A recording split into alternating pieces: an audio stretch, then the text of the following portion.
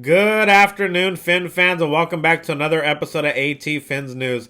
Today we're going to be discussing Omar Kelly's article that was just released on Saturday regarding one of our defenders' thoughts on Tua, as well as how that's going to affect our continued coaching search for the upcoming 2022 season. So without further ado, let's just get right into it, shall we? So I'm sure you guys have all heard now. It came out on Saturday. Omar Kelly, he's a reporter for the Sun Sentinel. I believe he does a really good job. He's not too biased. When Tua was entering the league, he was a huge Tua supporter. He wanted him as the Dolphins quarterback. He fell in love with the guy. He admitted it on his Omar and Kelly or X's and O show that he has every Wednesday. And he was really infatuated with the guy, so he kind of tries to control his biasness. But before the draft started, he was the Tua guy.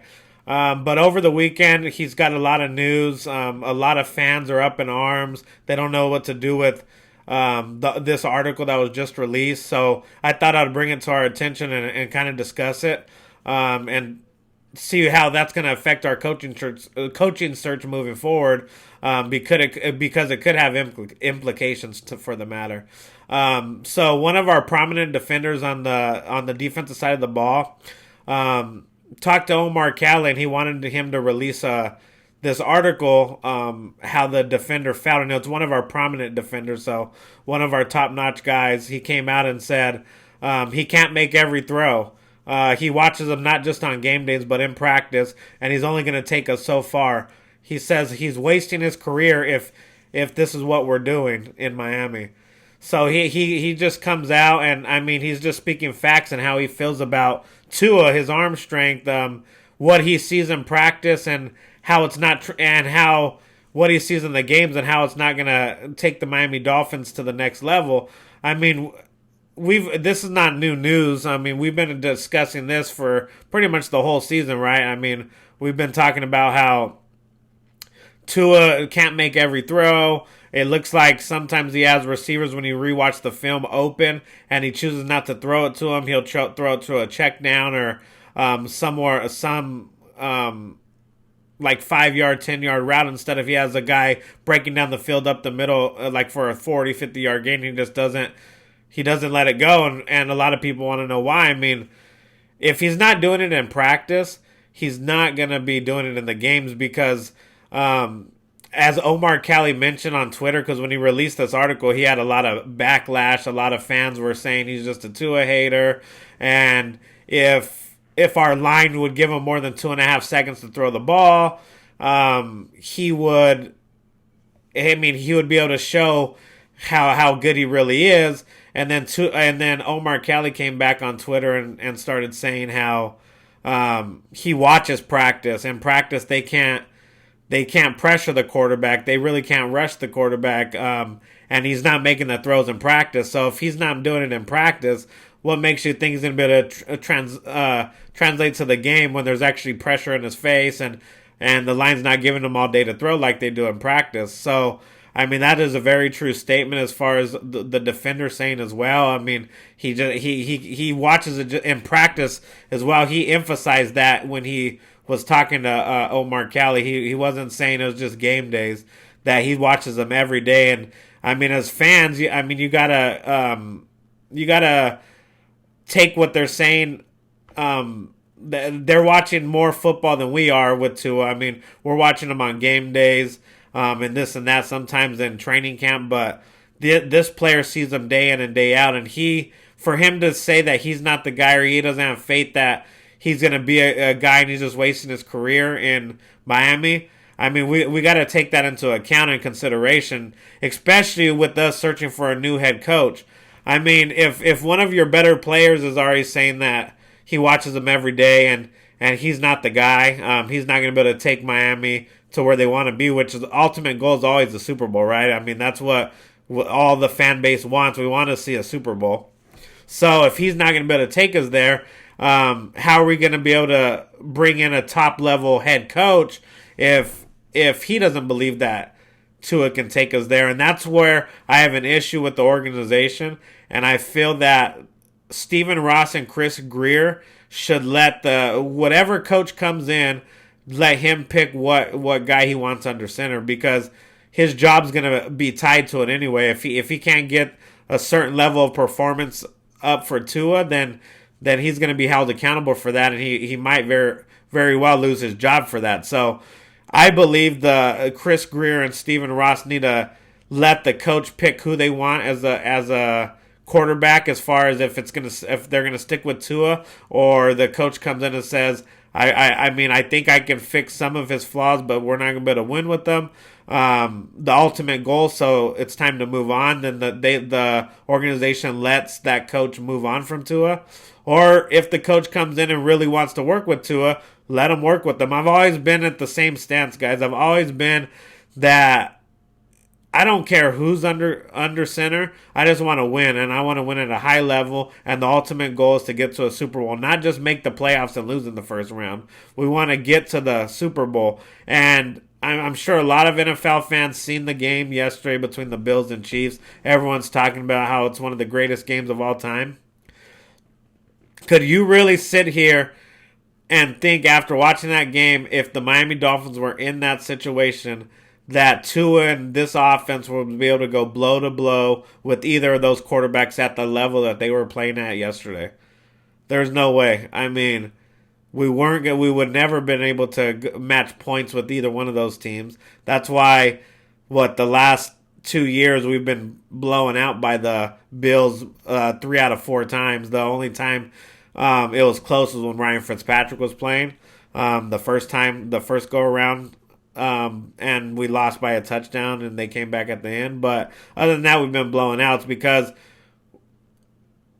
at this time, our quarterback can't perform at that high a level than the Josh Allens and the Patrick Mahomes of the world. And that's not talking down on Tua. I know it's only he just completed a second year. He's going into his third year, but we wouldn't even have a chance in those games. And if we can't win a game in the divisional round and have a chance to play in a AFC championship game, what are we really doing? It's time to move on and get a person that this organization has full trust in, that they can lead us to the promised land.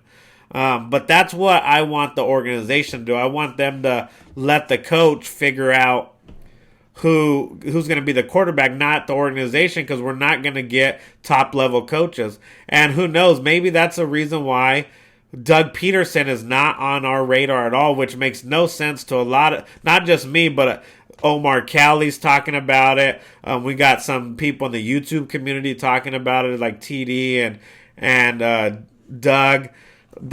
It's shocking to us that there is no Doug Peterson talks. I mean, he's been to the Super Bowl. He's beat the New England Patriots in the Super Bowl. He's a great developer of a quarterback, and who knows, maybe that he doesn't want to be here because the organization is forcing Tua down his throat. He needs to be able to decide what quarterback he wants and what quarterback he can build around to build a sustained winner, in my opinion. He can't be forced a quarterback down your throat and trying to make it work, or you're going to get a first-time head coach like we've had in the past, and we continue to see struggle, can't build a staff, and then in 2 to 3 years we're in the same place again where we're looking for a new head coach. Something has to change, guys. We're going to have to get away from making the same mistakes over and over again. I mean, that's the definition of insanity, doing the same thing over and over again and expecting different results, right? So they're going to have to figure that out. We're all hoping that they can figure it out. I'm going to continue to support this team. We just need to find a direction, the direction we're going in, and go from there. But I just wanted to come on just to talk to you guys a little bit about this article, kind of dissect the article and try to show you guys what the defender is trying to say. I mean, he's not hating on the kid. He likes the kid overall, but he's talking specifically on the field. He only can make certain throws. He sees it not only in the games, but in practice every day. When there's no pass rush, when there's no pressure on him, and he still can't make all the throws. So that's saying something. He's either going to have to improve on the offseason and get a lot better at that, so come in the third year, he can ball out, and I'm all for that. He can ball out and save us some picks so we don't have to go out and get another quarterback. But I mean, it's looking like if he's not already done in Miami, then the organization's going to keep him one more year with the new coach that they bring in and see if that new coach can bring something out of him for that third year. But it's probably going to be his last year in Miami, his third year, if they don't get rid of him this offseason. So he's going to have to ball out. He's going to have to get in early and often, get the playbook down, the new playbook he's going to have for the new head coach, and ball out his third year in Miami, or he's pretty much done if he's not already done. But I just hope it doesn't, like I said, affect this coaching search. I'm hoping we can get a top level head coach. That's why we got rid of Flores, a proven coach, so he can build a staff. That was my biggest gripe with Flores when he was here, is just he couldn't build that staff, and I don't want to see another first time head coach come in and not be able to build a coaching staff, and it's the same song over and over again. Insanity, like I was telling you guys. I just hope that Chris Greer, Stephen Ross, like I said, allows the coach that comes in, whoever it is, be able to decide what quarterback he wants based on his evaluation on the kid. That's what I want. And if the front office is going to allow the coach to do that, then they're going to be able to get a more top level head coach, because they're taking the input from that coach and letting him do what he pleases with. And that's what those head coaches want. They want the control to decide. If they know that guy they can work with and win with, they'll keep the Tua. If that coach decides after evaluating him or already seeing what he has, he's not going to be able to get us to that level that we all want to achieve, then they get rid of him. It's up. I would like it to be up to the coach, so we can bring in like a Doug Peterson, a Jim Harbaugh, not a first year coach again like we've been doing for years on end. But other than that, guys, I'll be back. Either Thursday or Friday, unless we got breaking news on a head coach, then I'll be back that day. Hopefully we get the coach soon, just because the Senior Bowl is fast approaching in a couple weeks, and we want to staff together for that so we can scout some players, So hopefully that they can resolve this sooner rather than later.